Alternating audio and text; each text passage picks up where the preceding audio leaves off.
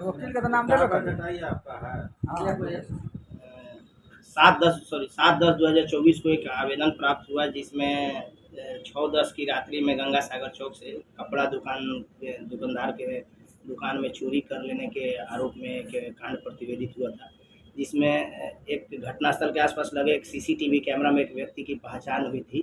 उसके CCTV camera में जो व्यक्ति दिख रहा था वो देखने से स्थानीय व्यक्ति लग रहा था।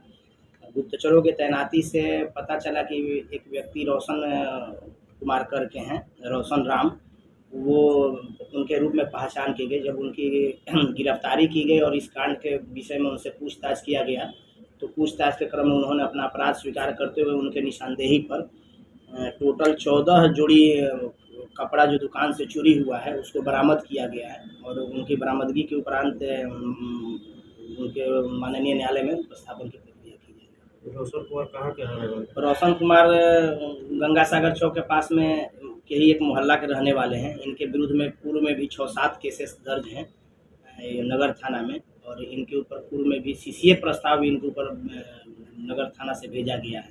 ये पहले से ही अपराधी प्रवृत्ति के रहे हुए हैं।